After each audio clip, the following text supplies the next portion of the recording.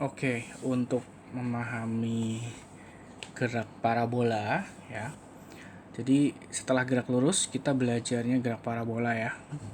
Nah, gerak parabola itu adalah gerakan yang termasuk ini ya. Dia termasuk gerakan yang ada di dua sumbu. Jadi dia bergerak di sumbu X sekaligus sumbu Y gitu. Nah, untuk yang case pertama, saya akan jelasin tentang bagaimana case-case soal yang perahu menyeberangi sungai ya. Jadi ketika perahu menyeberangi sungai, berlakunya sumbu X-nya itu GLB, sumbu Y-nya juga GLB ya. Jadi rumusnya yang akan dipakai seperti ini. Untuk sumbu X, XT sama dengan X0 tambah VX kali T. Untuk sumbu Y ya tinggal X-nya diganti Y gitu ya. YT sama dengan Y0 tambah VY kali T. Nah, supaya lebih jelas, perhatikan soal berikut ini. Ada air mengalir dari sebuah sungai yang lebarnya 20 meter. Jadi 20 meter dari sini ke sini ya. Lebar sungai. Dengan kecepatan relatif terhadap tanah sebesar 3 meter per second. Jadi perahunya tuh diarahin tegak lurus ke atas 3 meter per second.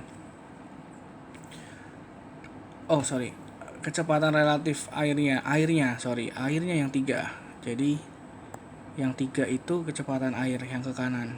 Nah, perahunya dikasih kecepatan 4 gitu. Jadi kecepatan perahunya ke atas 4. Nah, jadi dari situ kalian bisa lihat di gambar ini ya, yang sumbu X, Vx-nya itu V air 3, Vy-nya itu V perahu 4 gitu. Kecepatan di sumbu X dan kecepatan di sumbu Y. Nah, yang ditanya pertama waktu yang dibutuhkan untuk sampai seberang. Nah, perahunya kan start dari kiri bawah. Kiri bawah itu berarti X0-nya 0, Y0-nya 0 juga. Titik awal lah ibaratnya. Jadi kita anggap kayak ini koordinat gitu. Sumbu X, sumbu Y. Ya. Nah, endingnya nanti akan sampai seberang kan. Seberang itu berarti di atas ini kan.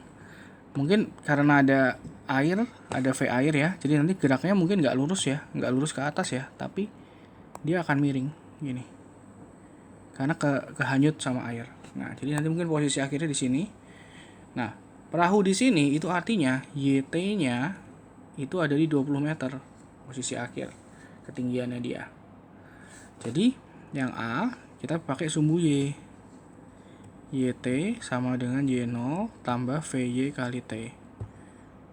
YT-nya 0, YT-nya 20, Y0-nya 0, VY-nya 4 kali T. Kita dapat T-nya 5 detik. Gitu. Nah, kita dapat detiknya udah ya, yang A ya. Jadi dia akan sampai dalam waktu 5 detik. Yang B, berapakah kecepatan perahu relatif terhadap tanah? Jadi perahunya kan sebenarnya 4, tapi karena dia miring, dia geraknya jadi miring karena ada arus ya. Nah, ini berapa V-nya nih? Gitu. Nah, ini kayak kita penjumlahan secara vektor. Jadi V-nya adalah resultan dari VA sama VP. Itu tinggal kita Pitagoras kan tegak lurus ya.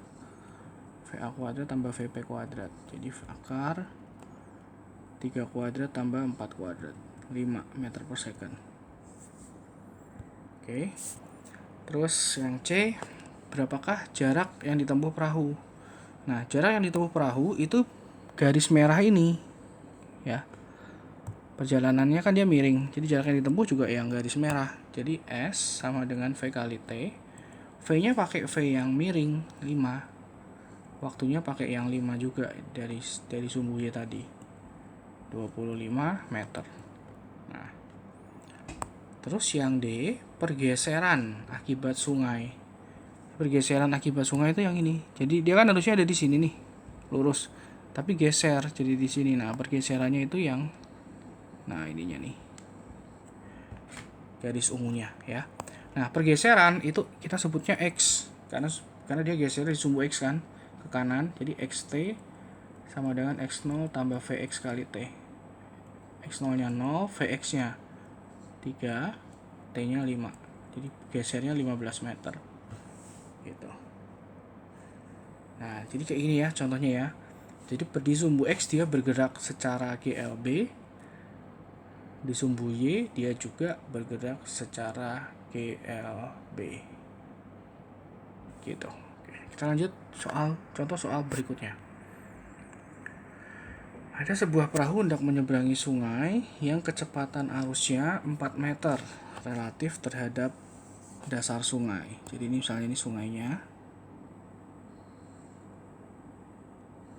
Gitu ya. Perahunya di sini. Kecepatan arusnya 4, berarti ke kanan ya. V arusnya 4. Kecepatan perahunya 10, tapi ada sudutnya 53 derajat. Jadi V perahunya begini nih, miring, nggak lurus lagi. V perahunya 10, tapi ada sudutnya 53. Nah, gitu. Pertanyaannya, jika setelah 2 menit perahunya sampai di seberang, jadi T-nya 60 detik ya, maka berapakah lebar sungainya? Lebar sungainya yang ini. Y gitu ya. Nah, gitu. Oke, pertama, karena ini bicara tentang lebar sungai itu adanya di sumbu Y. Jadi kita nanti pasti pakainya YT sama dengan Y0 tambah VY kali T. Gitu ya. YT-nya kita mau cari, Y0-nya kita mulai dari kiri, berarti 0. Nah, VY-nya ini kita belum tahu. T-nya 60 detik. Gitu. VY itu V yang ada di sumbu Y. Kalau gambarnya seperti ini, V yang di sumbu Y, di sumbu tegak sini ya, itu adalah si 10-nya ini tapi diurai. Kan ini ke kanan atas ya, V perahunya ya, kanan sama atas. Nah, ini ada VPY, ada VPX. Yang kita butuhin VPY. VPY itu V sin, VP sin 53. Kenapa sin? Karena dia tidak nempel sama 53-nya. Tidak dekat sama 53-nya ya. Jadi dia di sisi yang jauh. Sisi jauh itu sin, depan. Oke. Gitu. Jadi dari sini VP-nya 10, sin 53 0,8. Ini 8 meter per second. Nah, ini yang masuk ke sini. Jadi 0 tambah 8 kali 60. Dari sini kita dapat lebar sungainya 480 meter gitu. Karena dia nggak nanya pergeseran segala macam, berarti nggak usah cari resultan V-nya. Cukup begini aja. Oke, kita lanjut. Bawahnya ada sebuah perahu bergerak dari titik A dengan kelajuan V relatif terhadap air sungai. Sungainya mengalir kelajuan konstan setengah akar 3V seperti gambar. Nah, jadi V-nya diarahinnya, perahu ingin mendarat tepat di seberang, di tepi seberang titik B. Jadi dia startnya di sini, dia mau landingnya di sini, gitu. Maka perahunya, tapi ada arus kan ke sana kan. Nah, logikanya kalau seperti ini berarti harus diarahkannya miring begini. Supaya nanti dia geraknya lurus. Gitu. Ya. Oke. Nah, supaya dia bisa, jadi ini ya, saya tulis dulu ya. Ini V arusnya setengah akar 3V, ini V perahunya V. Oke. Supaya gerakannya bisa lurus ke atas ke titik B, maka si VP ini kan kalau diurai ada V ke kiri, VPX sama VPY ya. Nah, supaya dia lurus direct ke atas, maka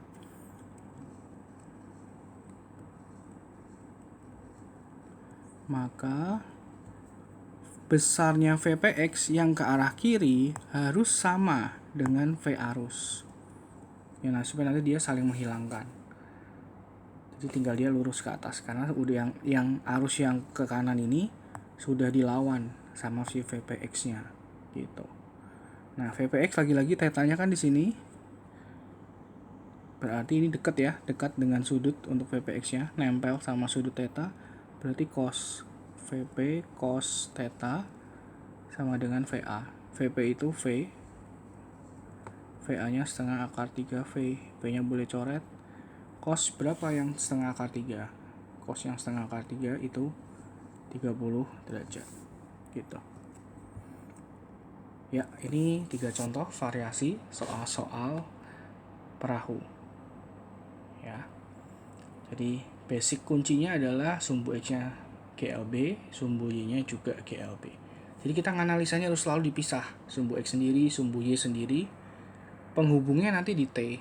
Jadi T-nya akan selalu sama. T yang kita pakai ini akan berlaku di sumbu Y sekaligus berlaku di sumbu X. Pakai di dua-duanya gitu. Oke, semoga bisa dipahami dulu. Ini yang bagian pertama dari graf parabola.